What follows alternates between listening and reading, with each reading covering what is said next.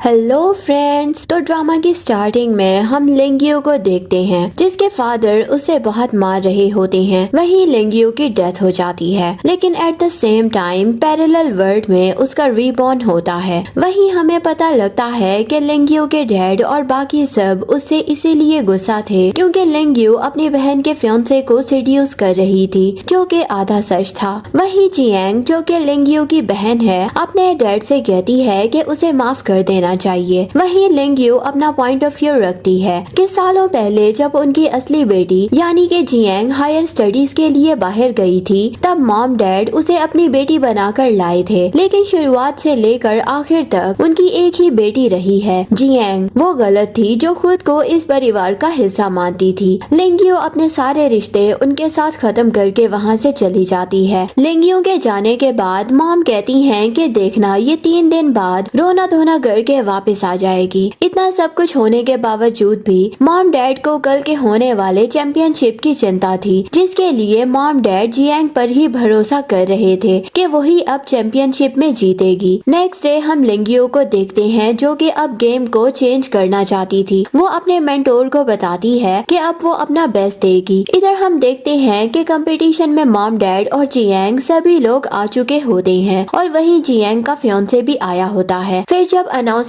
होती है तो जियांग काफी खूबसूरती से अपना परफॉर्मेंस देती है। वहाँ पर बैठे सभी लोगों के चेहरे से समझ आता है कि उन्हें जियांग का परफॉर्मेंस कितना पसंद आया है। वहीं जियांग को बहुत ही हायर स्कोर्स यानी कि 8.6 मिलता है। वहीं जियांग की परफॉर्मेंस के बाद अनाउंस होता है कि अगली कंटेस्टेंट लेंगियो है। यह सुनकर मॉम डैड हैरान होते हैं, पर जियांग बहुत ही ओवर कॉन्फिडेंस होती है। वहीं जब लेंगियो अपनी परफॉर्मेंस देती है तो सबकी आंखें खुली की खुली रह जाती हैं। उसका परफॉर्मेंस जियांग से 10 गुना ज्यादा बेहतर था, जिसे देखकर मॉम भी अंदर से बहुत ही खुश होती हैं। और उसके बाद जब विनर का अनाउंसमेंट होता है तो विनर कोई और नहीं बल्कि लेंगियो होती है, जिसके लिए मॉम भी क्लैपिंग करती हैं। वहीं हम देखते हैं कि मॉम को उनकी फ्रेंड पीछे से बोलती है कि उनकी लेंगियो उनके जैसे डांसिंग में बहुत ही अच्छी है। भले लेंगियो उनकी बायोलॉजिकल डॉटर नहीं है, पर फिर भी उनका डांस इनहेरिट कर लिया है उसने। ये सुनकर मॉम मना करती हैं, पर फिर वो रुक जाती हैं। वहीं हम देखते हैं कि लेंगियो वहाँ से जा रही होती है तो मॉम उसके पास आती हैं और उसे कहती हैं कि अब जबकि वो फाइनल्स में जीत गई है तो वो घर आ सकती है। वहीं डैड भी आते हैं और उसे घर आने का परमिशन देते हैं, लेकिन लेंगियो उन्हें याद दिलाती है कि उनका रिश्ता खत्म हो चुका है। तो जियांग लेंगियो से कहती है कि मुझे पता है कि तुम मुझसे अच्छी डांसर नहीं हो, पर इस बार तुम जीत गई। तो लेंगियो कहती है कि तुम यही डिजर्व करती हो। फिर जियांग कहती है कि अब अगले नेशनल का वेट करो, वहाँ मैं तुम्हें बताऊंगी। फिर लेंगियो उसकी बातों में इंटरेस्ट ना दिखाते हुए वहाँ से चली जाती है। इधर लेंगियो को किसी का कॉल आता है जो उसे जल्दी कॉन्ट्रैक्ट साइन करने के लिए बुला रहा होता है, लेकिन वहीं लेंगियो को पास्ट का सीन याद रहता है कि कैसे वो इंसान धोखे से लेंगियो से कॉन्ट्रैक्ट साइन करवा लेता है, जिसकी वजह से वो मिलियन के कर्जों में चली जाती है। इस बार वो ठान लेती है कि ये जिंदगी वो अपने मुताबिक जिएगी और उसके साथ जो कुछ भी गलत हुआ था उसे दोबारा नहीं होने देगी। यही हम देखते हैं कि लेंगियो अपना ब्रॉडकास्ट भी खत्म कर लेती है और फिर उसे मैनेजर से मिलने के लिए आती है, जहां मैनेजर उसके सामने लंबी लंबी बातें कर रहा होता है कि वो लेंगियो को बहुत ही प्रॉफिट्स देगा, जिसके लिए लेंगियो मान जाती है और वहां से चली जाती है। वहीं वो मैनेजर अपने असिस्टेंट से कहता है कि ऐसा बिल्कुल भी नहीं होगा। हम देखते हैं कि लेंगियो को एसेंस पार्टी में आने का इनविटेशन आता है और फिर हम पार्टी का सीन देखते हैं जहां डैड और जियांग भी आते हैं। जब वो दोनों लेंगियो को वहां पर देखते हैं तो उन्हें लगता है कि लेंगियो उनके इनविटेशन पर आई है, तो वो लोग लेंगियो को वहां से जाने के लिए कहने लगते हैं। लेकिन वहीं लेंगियो उन लोगों से कहती है कि अब वो उन लोगों की कोई नहीं लगती और ना वो लोग उसका कॉपीराइट ले सकते हैं। वहीं उन सब के जाने के बाद लेंगियो जब अंदर जा रही होती है तो एक ओल्ड मैन उसके पास आके उसे उनका बनाया हुआ फ्रेगनेंस चेक करने के लिए बोलता है, जिसके लिए लेंगियो हाँ करती है। फिर जब वो लोग अंदर आते हैं तो वहाँ पर फू युएंग ज़ेंग आता है, जो कि युएनदिंग ग्रुप का CEO है। वहीं लेंगियो उसे देखती है तो उसे पास्ट लाइफ का याद आता है कि उसे सिवियर इंसोम्निया है। फिर लेंगियो अपना फ्रेगनेंस को स्मेल करवाती है जिससे सबको 2 मिनट के अंदर नींद आने लगती है। लेकिन वैसे ही साउंड के थ्रू लिंगियो सबको जगाती है। युएन भी हैरान रहता है कि उससे इतनी जल्दी नींद कैसे आ गई। इवन फंक्शन में सब लोग लिंगियो के ऊपर ब्लेम भी डालते हैं कि उसका इस ड्रीमर फ्रेग्रेंस के रेसिपी इंटरनेशनल लाइसेंस रेसिपी नहीं रखता। तो लिंगियो सबको क्लियर करती है कि उसका ड्रीमर फ्रेग्रेंस में जितने भी इंग्रेडिएंट्स यूज हुए हैं वो लाइसेंस्ड और सर्टिफाइड हैं। उसमें कोई भी हेलोसिनोजेंस का यूज नहीं किया गया है। वहीं पर सारे बिजनेसमैन लिंगियो के फ्रेग्रेंस में पार्टनरशिप करने के लिए अप्रोच करने लगते हैं, लेकिन वहीं लिंगियो के डैड मना करते हैं और सबसे कहते हैं कि ये फ्रेग्रेंस उनकी फैमिली में जियांग के थ्रू होल्ड में होती है। वहीं लिंगियो कहती है कि मेरा फ्रेग्रेंस किसी के भी अंडर नहीं आता है, मैं इसकी इंडिविजुअल होल्डर हूँ। वहीं जियांग आती है और सबके सामने ये बोलने की कोशिश करती है कि फ्रेग्रेंस में उसका भी ऑनरशिप है, लेकिन लिंगियो के खुद के स्टैंड लेने की वजह से सबके सामने साबित हो जाता है कि लिंगियो ही ड्रीमर की असली ऑनर है। उसके बाद सबके जाने के बाद लिंगियो युएन को एक फ्रेग्रेंस देती है जिससे उसे रात को अच्छे से नींद आएगी और उसका इंसोम्निया इफेक्ट होगा। और रात में युएन लिंगियो का परफॉर्मेंस वीडियो देखता है जो कि उसे बहुत ही पसंद आता है। नेक्स्ट डे हम लिंगियो को मास्टर के साथ देखते हैं जहां वो लोग न्यू फ्रेग्रेंस को लेकर डिस्कशन कर रहे होते हैं और मास्टर लिंगियो से कहते हैं कि चैंपियनशिप की फाइनल कंटेस्टेंट भी वही होगी। ये सब कहकर उसे मोटिवेट करते हैं। असल में इससे पहले वाला सेमीफाइनल था, अब फाइनल्स की बारी है। वहीं हम देखते हैं कि मास्टर को किसी का कॉल आता है जिससे मास्टर बहुत ही परेशान हो जाते हैं। वहीं जब लिंगियो फोन देखती है तो उसे पता लगता है कि उसके डैड फॉल्स रूमर्स फैला रहे हैं और उसे घर आकर फिर से उनकी फैमिली में रहने के लिए बोलते हैं। लेकिन लिंगियो भी अब की बार पीछे नहीं हटने वाली थी। इधर जियांग डैड से फाइनल्स में कमबैक करने के लिए बोलती है। फिर हम डांस कंपटीशन का सीन देखते हैं जहाँ पर लिंगियो भी आई होती है और वहीं पर उसका एक फैन उसके पास आता है और उसे पूछता है कि क्या वो उसे हग कर सकता है, लेकिन उसी टाइम वो लिंगियो के साथ जबरदस्ती करने लगता है। वहीं युएन आता है और लिंगियो को प्रोटेक्ट करता है। फिर पुलिस वहां आकर उस लड़के को वहां से ले जाने लगती है, लेकिन वो आदमी जाने से पहले लिंगियो को धमकी देके जाता है कि वो उसे ऐसे ही छोड़ेगा नहीं। फिर लिंगियो युएन से पूछती है कि वो यहाँ पर क्या कर रहे हैं, तो युएन उसे बताता है कि वो यहाँ पर शो देखने के लिए आया है। वहीं लिंगियो स्टेज पर परफॉर्मेंस से पहले अपने पास लाइफ का याद करती है कि वो इस कंपटीशन में हार गई होती है, जिसका रिग्रेट उसे हमेशा रहता है, लेकिन इस बार वो सेम गलती नहीं दोहराएगी और अपना बेस्ट देगी। वहीं लिंगियो की परफॉर्मेंस पर सब लोग हैरान रहते हैं क्योंकि वो बहुत ही खूबसूरत परफॉर्मेंस देती है। युएन को भी उसका डांस बहुत ही पसंद आता है और सारे जजेस लिंगियो की परफॉर्मेंस को फर्स्ट रेटिंग देते हैं। ये सब देखकर जियांग भी बहुत डरी हुई होती है कि लिंगियो का परफॉर्मेंस बहुत ही अच्छा होता है और उसे लिंगियो से बेहतर करना ही होगा। इसी प्रेशर में जब वो स्टेज पर अपना परफॉर्मेंस देने जाती है तो शुरुआत में उससे गलती हो जाती है, जिसकी वजह से जजेस उसे डिस्क्वालिफाइड कर देते हैं। यहाँ पर भी हमारी लिंगियो ही विनर बनती है। वहीं जब लिंगियो वहाँ से जाने लगती है तो जियांग उसके पास आके उसे कहती है कि अब तो वो बहुत ही खुश होगी ना कि उसने उसे हरा दिया। तो लिंगियो कहती है कि तुम अपनी हार की जिम्मेदार खुद हो। वहीं मॉम भी आ जाती हैं और लिंगियो से घर चलने के लिए कहती हैं, पर लिंगियो उन्हें मना कर देती है और याद दिलाती है कि वो उसकी मॉम नहीं है।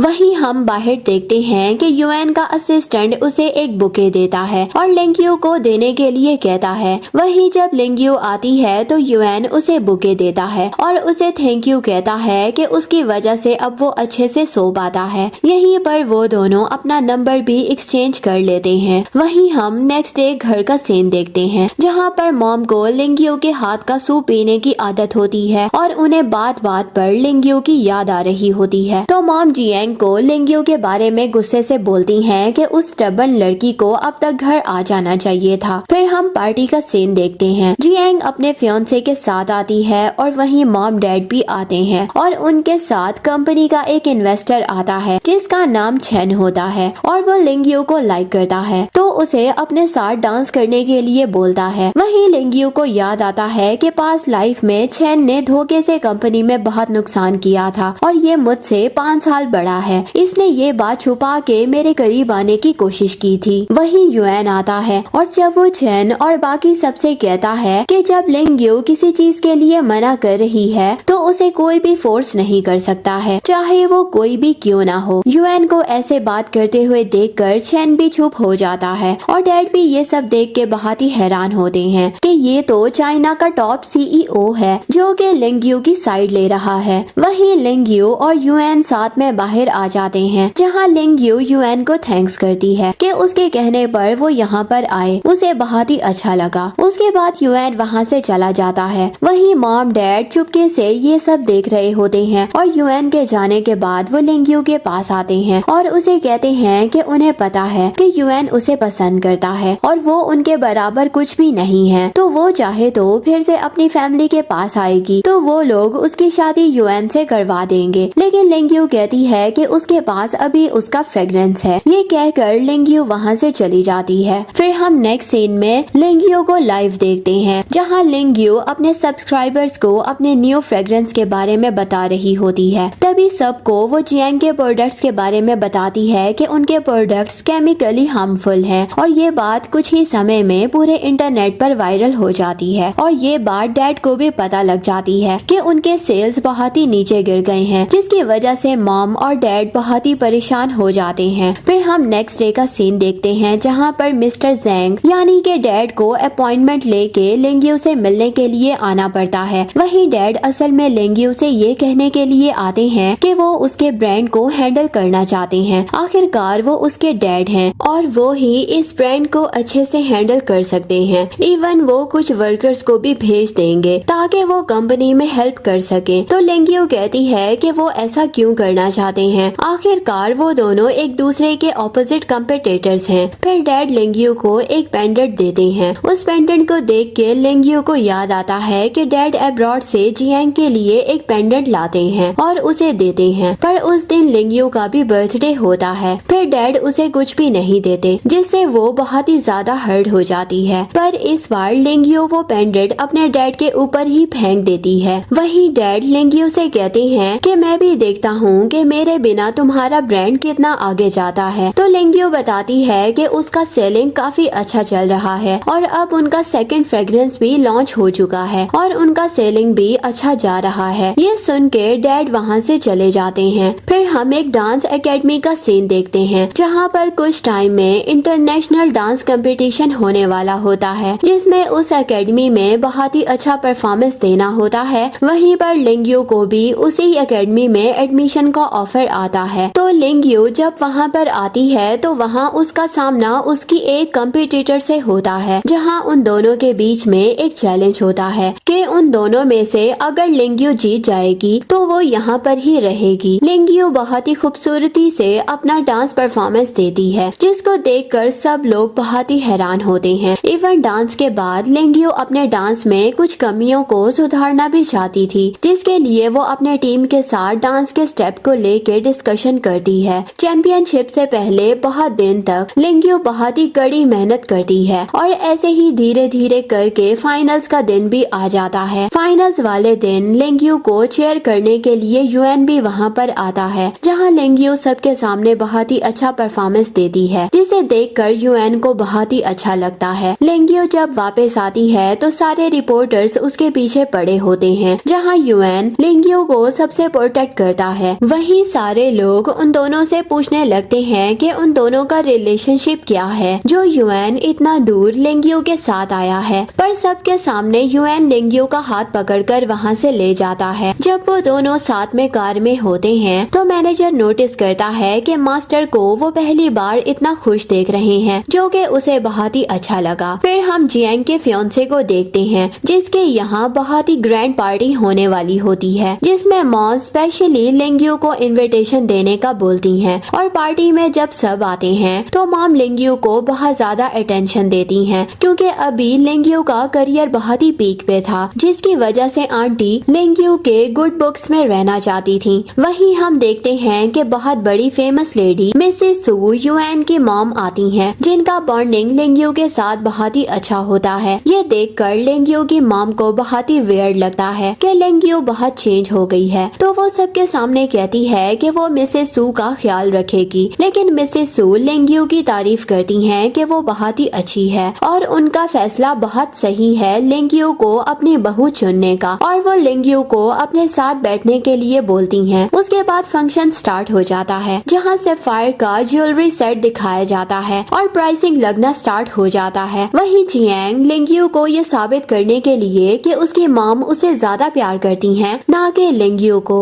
तो वो मॉम को सैफायर ज्वेलरी लेने के लिए बोलती है, पर वहीं पर मिसेस सू हाई प्राइस बोल देती हैं। सबको लगता है कि वो खुद के लिए वो ज्वेलरी ले रही हैं, लेकिन ऐसा बिल्कुल भी नहीं होता। वो कहती हैं कि अब मेरी उम्र नहीं रही ये सब पहनने के लिए, बल्कि ये तो लेंगियो के लिए है। मिसेस सू सबके सामने लेंगियो को वो ज्वेलरी गिफ्ट करती हैं, जो कि लेने से लेंगियो मना करती है, पर मिसेस सू कहती हैं कि वो उसकी होने वाली बहू है, वो इस नाते से उसे ये नहीं दे रही, बल्कि वो इतनी अच्छी है तो इसी वजह से वो उसे ये दे रही हैं। ये देखकर लेंगियो को बहुत ही अच्छा महसूस होता है कि कभी भी किसी ने भी उसे इतने प्यार से बात नहीं की। ये सब देखकर मॉम को बहुत ही बुरा लगता है कि वो उसकी बायोलॉजिकल मदर होकर भी आज बाहर वालों को जैसा महसूस कर रही हैं। फिर लेंगियो जब वहाँ से जाने लगती है तो जियांग उसके पास आती है और चिल्लाने लगती है, तो वहाँ पर मॉम भी आ जाती हैं और फिर जियांग मॉम के सामने ऐसा प्रटेंड करती है कि लेंगियो उसे बोल रही थी, जबकि इसके बिल्कुल ऑपोजिट था। इवन जियांग लेंगियो से कहती है कि ये ज्वेलरी उसका है तो वो उसे वापस कर दे, तो लेंगियो कहती है कि मिसेस सू ने उसे बेड से खरीदा है तो अब वो कहीं से भी उनका नहीं है, पर जियांग बार बार लेंगियो को ब्लेम करने लगती है। तो फिर जब वो लोग आंटी के पास सर्वेलियंस कैमरास में देखने के लिए जाते हैं तो जियांग का सब कुछ सामने आ जाता है और जियांग एम्बेरस्ड होकर वहाँ से चली जाती है। मॉम को बहुत ही गिल्टी फील होता है कि उन्होंने लेंगियो की बात नहीं सुनी। मॉम अभी भी लेंगियो को ढूंढने के लिए जाने लगती हैं ताकि वो उसे माफी मांग सके, पर आंटी उसे रोकती हैं और कहती हैं कि अब काफी लेट हो गया है, उन्हें कल ढूंढने जाना चाहिए। आंटी और हुएंग चैन को भी काफी गिल्टी महसूस होता है कि उन्हें शायद लेंगियो से अपने बेटे की एंगेजमेंट करवाना चाहिए थी, ना कि जियांग से। इधर हम मॉम को देखते हैं जो कि लेंगियो का इंतजार करती हैं और अगले दिन सुबह लेंगियो के पास उसका फेवरेट सूप लेकर आती हैं और वो बार बार उसे बोलने की कोशिश करती हैं कि वो अपनी मॉम से प्यार करती थी ना, तो अब क्या हो गया। मॉम कहती हैं कि अब से वो सबके सामने उसे अपनी बायोलॉजिकल डॉटर बोलेंगी, लेकिन लेंगियो मॉम की बातों में नहीं आती है और वहाँ से चली जाती है। फिर मॉम घर आ जाती हैं जहाँ पर जियांग मॉम से सॉरी करती है कि उसे कल मिसअंडरस्टैंडिंग हो गई थी, तो मॉम कहती हैं कि तुम्हें मुझसे नहीं बल्कि अपनी बहन से माफी मांगना चाहिए, तो जियांग ऐसा करने के लिए मना कर देती है। फिर वो हुएंग चैंग के पास कॉल करती है और उससे पूछती है कि उसने कुछ गलत किया है क्या, तो हुएंग चैंग कहता है कि पहले तुम एक वेल मैनर्ड हुआ करती थी लेकिन अब ऐसा नहीं है। ये सुनकर जियांग लेंगियो के ऊपर और भी ज्यादा गुस्सा हो जाती है। इधर हम लेंगियो को देखते हैं जिसके पास नेशनल ब्यूटी कॉन्टेस्ट का ऑफर आता है और जब लेंगियो ऑडिशन देने के लिए आती है तो वहाँ पर जियांग भी पहले से आई होती है और इधर हम देखते हैं कि लेंगियो को ऑडिशन के लिए बुलाया जाता है और 7 मिनट स्क्रिप्ट प्रिपरेशन के लिए दिया जाता है, जिसमें लेंगियो बहुत ही अच्छे से अपना प्रिपरेशन करती है। लेंगियो का परफॉर्मेंस इतना बेहतरीन होता है कि उसी टाइम लेंगियो को नेशनल ब्यूटी एक्टर चूज कर लिया जाता है और उसे स्क्रिप्ट भी मिल जाता है। जियांग ये सब देखकर बहुत ही जेलस होती है। फिर जियांग हुएंग चैंग के पास जाती है और उसे रिक्वेस्ट करती है कि वो मेन लीड का रोल लेना चाहती है, तो क्या वो इसको दिलवाने में उसकी मदद कर सकता है। तो हुएंग चैंग उसे कहता है कि मुझे जहाँ तक पता चला है कि वो रोल ऑलरेडी डिसाइड हो चुका है। तो जियांग इमोशनल ड्रामा करके हुएंग चैंग को अपनी साइड पर कर लेती है और उससे रोल दिलवाने के लिए मजबूर कर देती है। और इधर हम लेंगियो को देखते हैं जब वो कॉन्ट्रैक्ट भरती है तो अगले दिन मीटिंग में मिस्टर जेंग से स्क्रिप्ट में चेंजिंग की बात करती है। लेंगियो जेंग के स्क्रिप्टिंग में जो भी कमियां होती हैं उसे सुधारने की बात करने लगती है। ये सुनकर जेंग का असिस्टेंट बहुत ही घबराता है कि जेंग को बिल्कुल भी पसंद नहीं आएगा उनके काम में कोई भी कमी निकाले। मिस्टर जेंग बहुत ही गुस्से में आ जाते हैं और कहते हैं कि ये मेरा सबसे अच्छा मास्टरपीस वर्क था और तुम इसमें मेरी कमियां निकाल रही हो। तुम्हें कोई भी हक नहीं बनता है ऐसा करने का। अगर तुम्हें काम नहीं करना है तो तुम यहाँ से अभी के अभी जा सकती हो। तो लेंगियो उनके साथ काम ना करने का फैसला लेके वहाँ से चली जाती है। मास्टर लेंगियो को बहुत समझाने की कोशिश करता है कि उसे ऐसे इस रोल को रिजेक्ट नहीं करना चाहिए। पूरी इंडस्ट्री भी उन पर हंसेगी, पर लेंग्यू किसी की भी बात नहीं सुनती और वहाँ से चली जाती है। और इधर हम देखते हैं कि हुआंग चैंग जियांग को बताता है कि उसे फीमेल लीड का रोल मिल गया है। ये सुनकर जियांग बहुत ही खुश होती है और इधर लेंग्यू को मास्टर समझा रहा होता है कि उसे ऐसे जैंग का रोल नहीं छोड़ना चाहिए था। अब बहुत मुश्किल से उसे दूसरा ऑफर आया है। इधर लेंग्यू युआन से बात करती है और उसके थ्रू सारा मैटर सॉल्व करवा लेती है। इधर मास्टर भी लेंग्यू को दिखाते हैं कि इंटरनेट पर कितने सारे क्रिटिसिज्म हो रहा है, लेकिन लेंग्यू को इससे कोई भी फर्क नहीं पड़ता। इधर हम मास्टर को देखते हैं जो कि बहुत ही ज्यादा परेशान होते हैं कि उसे ऐसे किसी को रोल नहीं छोड़ाना चाहिए था, लेकिन अब जबकि वो छोड़ ही चुकी है तो उसे कोई ना कोई दूसरा ऑफर जरूर एक्सेप्ट करना चाहिए। तो वो उसे एक सस्पेंस ड्रामा का स्क्रिप्ट दिखाते हैं। तो जब लेंग्यू स्क्रिप्ट को पढ़ती है तो उसे वो ड्रामे का स्क्रिप्ट बहुत ही पसंद आता है, तो वो झट से उस रोल के लिए हाँ कर देती है। ये सुनकर मास्टर बहुत ही ज्यादा खुश होते हैं। वहीं लेंग्यू को याद आता है कि पास्ट लाइफ में जब ये मूवी रिलीज हुई थी तो बॉक्स ऑफिस पर हिट गई थी और बहुत पैसे रुपये कमाए थे इसने। और फिर जब लेंग्यू उस मूवी के डायरेक्टर से मिलने के लिए आती है तो डायरेक्टर को बहुत ही ज्यादा स्ट्रेंज लगता है कि ये उनकी मूवी में फीमेल लीड का रोल प्ले करने के लिए तैयार कैसे हो गई। तो लेंग्यू उन्हें बताती है कि उसे इस मूवी का स्क्रिप्ट बहुत ही पसंद आया है। इन्हीं सब के बाद उन दोनों के बीच में सब फैसला हो जाता है और सेट पर सीधा मिलने की बात होती है।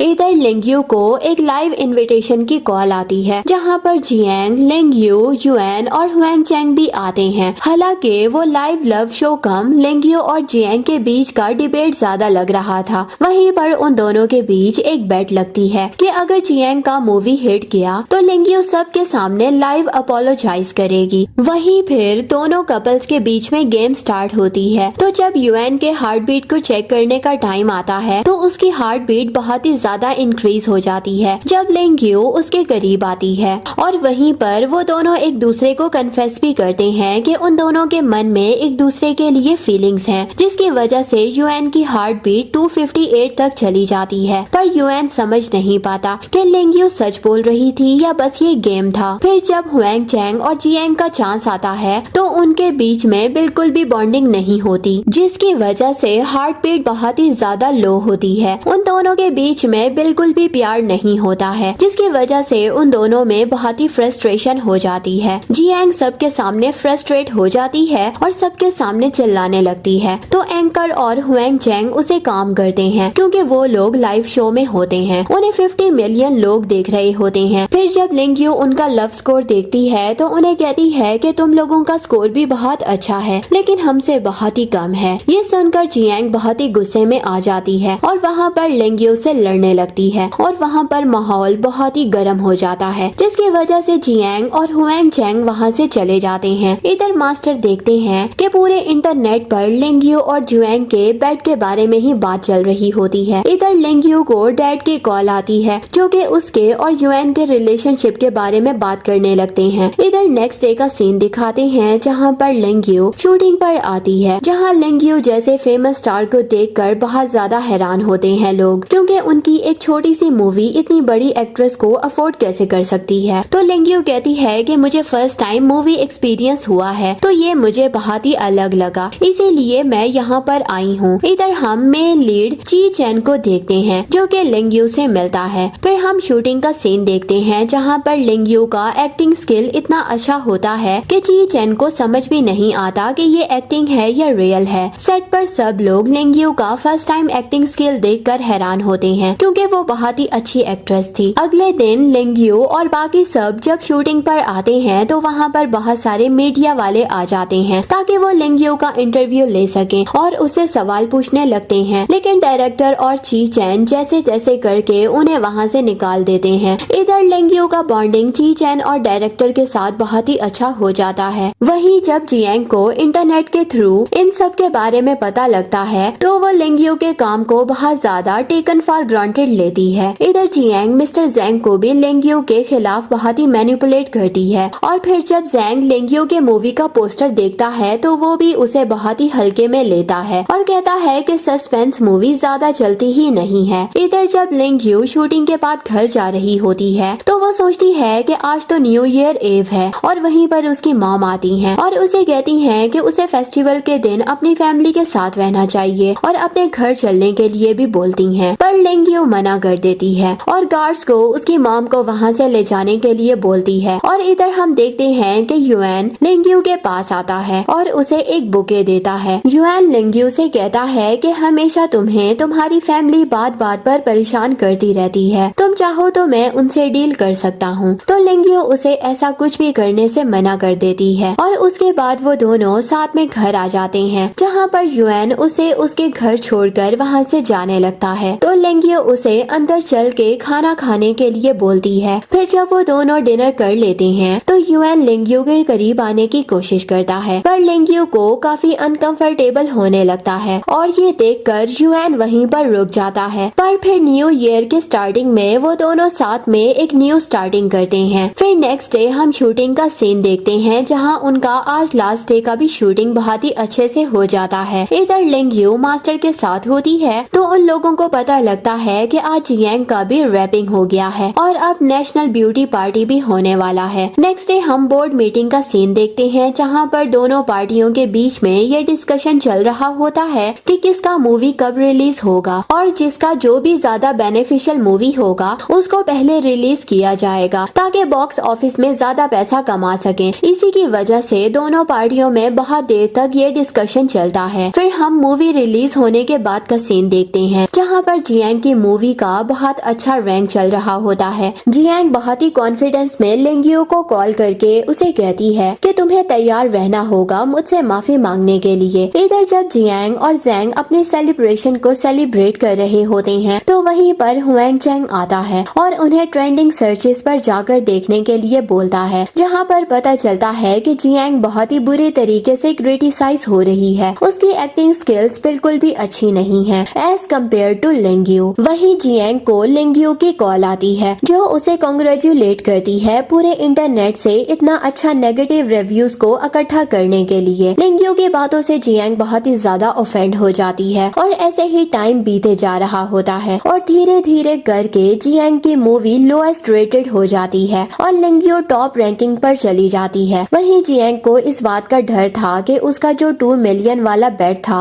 पूरे इंटरनेट पर सबको पता चल चुका है। वहीं इधर लेंगियो लाइव आती है, जहां वो सबके सामने बताती है कि जैंग अपने स्क्रिप्ट को लेके काफी पॉजिटिव है और अब वो जियांग के अपॉलॉजी का वेट कर रही है। इधर जियांग और जैंग ये सब देख के बहुत ही इरिटेट हो जाते हैं। इधर नेक्स्ट सीन में हम देखते हैं कि डायरेक्टर जैंग एक मीटिंग रखते हैं, जहां जियांग भी मौजूद होती है। वहीं लेंगियो भी आती है और जब मीटिंग स्टार्ट होता है तो जैंग की बात सुनकर सब लोग बहुत ही हैरान होते हैं। वो सबको बताते हैं कि इस मूवी की ओरिजिनल हीरोइन लेंगियो को रखा गया था और उन्हें स्क्रिप्ट पसंद न आने की वजह से वो इस रोल के लिए पीछे हट गई थी। वो कहते हैं कि मैं मानता हूँ कि मुझे उस टाइम लेंगियो की बात को सुनकर स्क्रिप्ट में कुछ सुधार करना चाहिए था। इधर जियांग जैंग की ये सब बातें सुनकर बहुत ही हैरान होती है कि उसने ये सब बिल्कुल भी एक्सपेक्ट नहीं किया था कि जैंग लेंगियो के सपोर्ट में बातें कहेंगे। जैंग सबके सामने लेंगियो से अपॉलॉजी करते हैं और कहते हैं कि मेरी गलती है, मुझे तुम्हारी बात को सुनकर स्क्रिप्ट चेंज करनी चाहिए थी और अब जबकि बॉक्स ऑफिस पर हमारी मूवी 2 मिलियन नहीं कर पाई है तो मैं सबके सामने तुमसे सॉरी करता हूँ। सबके कहने पर जियांग भी लेंगियो से माफी मांगती है। वहीं जियांग जैंग के पास आती है और उनसे कहने लगती है कि आप तो पूरे इंटरनेट पर सबके सामने अपने आप को व्हाइट वॉश कर चुके हैं, लेकिन मुझे सबके सामने कसूरवार बना दिया, सारा ब्लेम मुझ पर डाल दिया है। जियांग जैंग पर सबके सामने बहुत ही गुस्सा करने लगती है, पर जैंग उसे इग्नोर करके वहाँ से चले जाते हैं। इधर जो कुछ भी हुआ होता है उसकी वजह से जियांग बहुत ही गुस्से में होती है तो हुएंग चैंग को कॉल करती है, लेकिन वो कॉल को पिक ही नहीं करता है। तो वो खुद से कहने लगती है कि ये दिन ब दिन मुझसे और भी ज्यादा कोल्ड होता जा रहा है। फिर जियांग जब डैड के पास आती है तो कहती है कि मुझे इंटरटेनमेंट इंडस्ट्री में फिर से आपकी मदद चाहिए क्योंकि यहाँ पर सब कुछ बहुत ज्यादा खराब हो चुका है। तो डैड उसे साफ साफ मना करके चले जाते हैं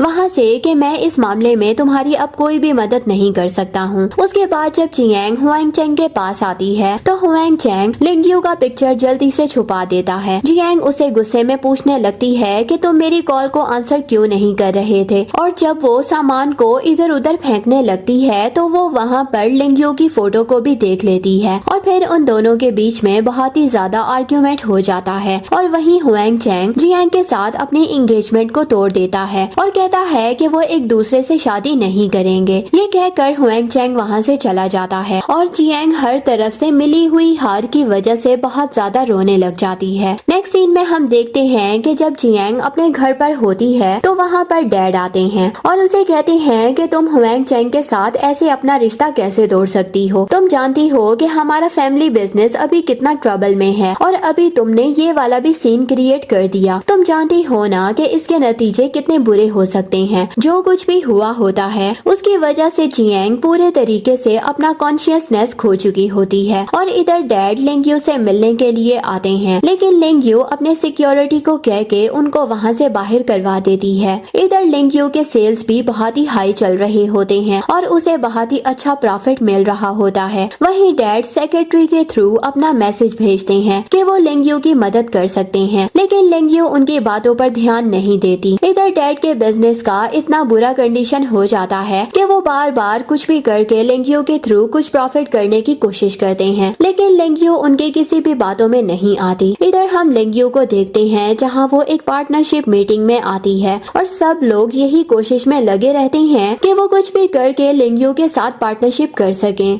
इधर मैनेजर के आइडिया की वजह से युआन लेंग्यू को जुआन ग्रुप के सारे शेयर्स दिलवाने की कोशिश करता है। उसके बाद वो दोनों साथ में ऑफिस से बाहर जाते हैं और उन दोनों को ऐसे साथ में देखकर वहाँ के एम्प्लॉयज भी बहुत ही खुश होते हैं। युआन लेंग्यू के लिए एक सरप्राइज प्लान किए हुई जगह पर ले आता है जहाँ युआन अपनी मदर का जेड ब्रेसलेट देते हुए लेंग्यू को प्रपोज करता है, पर ये उतना ऑफिशियल प्रपोजल नहीं होता है क्योंकि युआन लेंग्यू को बहुत ही अच्छे तरीके से और भी बहुत ही ग्रैंड प्रपोजल देने का बोलता है। इधर कुछ टाइम बाद का सीन दिखाते हैं जहाँ पर लेंग्यू के पास उसके डैड आते हैं और प्रोडक्ट की सेलिंग के बारे में बात करते हैं, जहाँ पर उन दोनों के बीच में ओपनली चैलेंज लग चुका होता है कि डैड भी अब चुप नहीं रहेंगे। डैड के जाने के बाद असिस्टेंट आकर बताती है कि इंडस्ट्री में बहुत सारी ऐसी कंपनीज भी हैं जो हमारी रेसिपी को कॉपी कर रही हैं और हमारे बहुत सारे रॉ मटेरियल का भी यूज कर रही हैं। तो लेंग्यू स्मॉल बिजनेस से हेल्प लेने का बोलती है। वहीं उसे डैड की कॉल आती है और पता लगता है कि इन सब के पीछे उनका ही हाथ है। इधर युआन और मैनेजर को भी इन सब के बारे में पता लग जाता है और वहीं लेंग्यू भी आती है और फिर वो तीनों साथ में डिस्कशन करके इस प्रॉब्लम का सोल्यूशन निकाल लेते हैं और जल्दी से रॉ मटेरियल सप्लाई करने का इंतजाम कर लेते हैं। और इधर यहाँ पर ये प्रॉब्लम खत्म होता है उतने में ही वहाँ पर लेंग्यू की सेक्रेटरी आती है और उसे बताती है कि एक कंपनी है जिसने हमारे जैसी सेम रेसिपी को कॉपी किया है। इसके बाद लेंग्यू अपने डैड के पास जाती है और उनसे कहती है कि आरडी ग्रुप्स को आपने ही हमारा रेसिपी बताया है ना, क्योंकि आपके अलावा किसी को भी फ्रेगनेंस की रेसिपी नहीं पता। इस बात को एक्सेप्ट करने से डैड मना करते हैं और कहते हैं कि तुम्हारे पास क्या सबूत है कि मैंने ही वो रेसिपी लीक की है। लेंग्यू डैड की बातों से इफेक्ट ना होते हुए वहाँ से चली जाती है। वहीं डैड ये सोचते हैं कि अब जबकि लेंग्यू के पास रॉ मटेरियल ही नहीं है तो उनके पास ये बहुत ही अच्छी अपॉर्चुनिटी है कि वो लोग आगे बढ़ सकें। लेकिन वहीं डैड को ये भी पता लगता है कि लेंग्यू का पिछले दिनों सेल्स बिल्कुल भी कम नहीं हुआ है। वहीं पर पुलिस आ जाती है और उन्हें एक्सचेंज मार्केटिंग के चार्जेस पर पुलिस स्टेशन ले जाया जाता है। थोड़ी देर में मॉम डैड के बेल करवा के उन्हें बाहर ले आती हैं, लेकिन अभी भी जजमेंट बाकी होता है और उसके लिए वहाँ पर लेंग्यू आती है जिसके सामने डैड उसे बहुत ही रिक्वेस्ट करने लगते हैं कि वो तो आखिरकार उनकी बेटी ही है ना, तो वो अपने डैड को माफ तो कर सकती है। तो लेंग्यू कहती है कि आपको याद तो है ना जब आपने मुझसे कहा था कि मैं आपकी बेटी नहीं हूँ, और उस दिन मैंने ये बात सच में मान ली थी। और लेंग्यू मॉम डैड की बात नहीं सुनती और उन्हें माफी मांगने के लिए मजबूर करती है और पीछे मुड़े बगैर वहाँ से चली जाती है। मॉम डैड को अपने किए पर बहुत ज्यादा अफसोस होता है। उसके बाद वहाँ पर पुलिस आती है और डैड को अपने साथ ले जाती है। वहीं जियांग भी बहुत गुस्से में होती है कि उसके सालों का कमाया हुआ सब कुछ उसके हाथ से चला गया। फिर जब लेंग्यू वहाँ से जा रही होती है तो वहाँ पर उसके ऊपर एक आदमी अटैक कर देता है, लेकिन वहीं युआन आता है और लेंग्यू को सही टाइम पर प्रोटेक्ट कर लेता है। उस आदमी से नाम पूछने पर वो जियांग का नाम लेता है। ये सब सुनने के बाद वो दोनों साथ में घर आ जाते हैं जहाँ युआन जियांग को बुलवाता है और वो दोनों उसे उसके किए का फल देते हैं और उसको अटेम्प्ट टू मर्डर के केस में पुलिस के हवाले करवा देते हैं। नेक्स्ट डे मॉम आती हैं और वो लेंग्यू से से बहुत ही रिक्वेस्ट करती हैं कि वो उसे रहने के लिए जगह दे दें, लेकिन लिंगियो उनकी बात नहीं सुनती। फिर हम युएन को लिंगियो को नेशनल फिल्म अवार्ड लेते हुए टीवी पर देखते हैं, जहां पर हमें पता लगता है कि अब लिंगियो टॉप एक्ट्रेस बन चुकी है। उसके बाद वो दोनों न्यू ईयर के ईव में साथ में फायर लाइट्स देखते हैं और एक नई न्यू ईयर की शुरुआत करते हैं। इसके साथ यहाँ पर हमारे ड्रामे की हैप्पी एंडिंग होती है। Thank you so much for watching. See you in a next video. Bye bye.